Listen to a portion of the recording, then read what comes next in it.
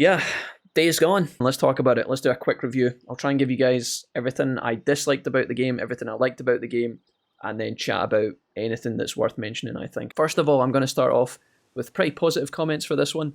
I think Days Gone is better than you think it is. If you like open world games, if you like the idea of playing a kind of nomad biker in an apocalypse scenario, then this game's definitely for you.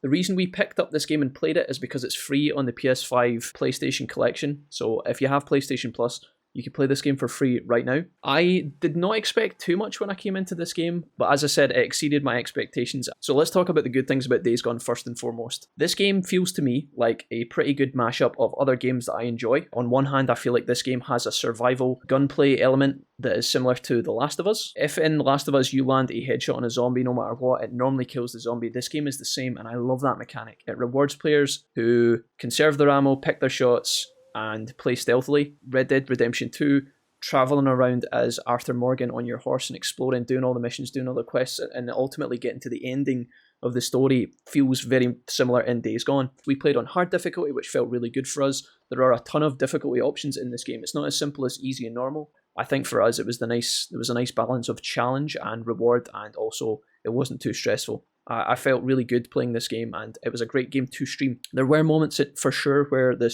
some of the missions got a little bit repetitive and mundane at times. As a result, there is a lot of downtime in this game when you're driving around between points. Now, you can fast travel, there's a fast travel system, but we opted not to do that because we're a bit weird. I am going to critique it slightly, but I will say that for the most part, the story is pretty satisfactory. All the characters and the writing is pretty funny. There was a couple of moments in this game where I felt like the story had a really good chance to do something novel and exciting. Every other video game you play, good guy has a problem, good guy overcomes problem, he saves the girl, all of his friends survive, they defeat the bad guy, there's a happy ending. There was a couple of times in this game where, first of all, I didn't know what was going to happen, and at some points I thought maybe he's going to survive, maybe he's going to die, maybe his wife's going to be dead, maybe she's going to be alive. That topsy-turvy, kind of up and down, not knowing what's going to happen is great. I'm just kind of sad that the game's story did not take a more kind of adventurous trajectory. Now, like I said, I'm a bit of a sucker for happy endings, and I do enjoy that, but there was a couple of moments in this game where I thought Sarah is going to be dead. There's times where I thought, Sarah's not going to take him back. He's not going to love Sarah again. They're not going to get together. I thought the Boozer was going to die at one point. I thought Deacon was going to die at one point, and there was a lot of opportunities for the game to do that and give Deacon a kind of heroic ending where he kind of sacrifices himself. Now, I know that sounds a bit cliche as well, but there's not a lot of video games that often do that, and I honestly think that if Days Gone had chosen to do something as bold as that, I think it would have been better. When the two partners reunite after a 2-year gap of thinking each other is dead in an apocalypse setting, there would be friction, and I feel like they covered that really well in this game in a way that I was not prepared for. They did so well with that. When Sarah was being kind of standoffish with Deke, I really thought she was going to stay like that, and I thought that Deke was actually going to move away from her. And I thought, dude, that would have been such an exciting twist of fate. That would have been so novel.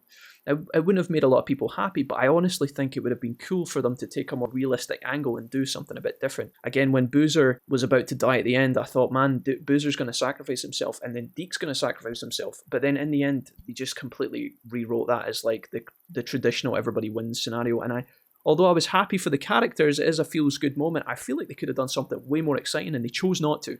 Not a big deal.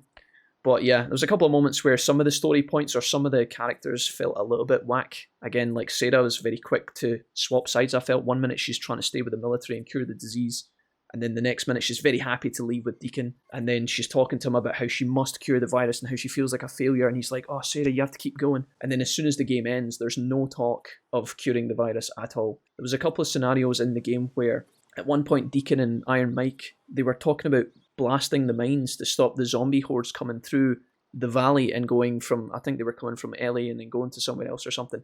That whole sideline felt kind of cool to me, but it never actually came to fruition. They never did anything with it. Now, I know the main story overwrit those points, but I felt like it was kind of weird that they just left those ends lying as like loose, it was just kind of like loose ends.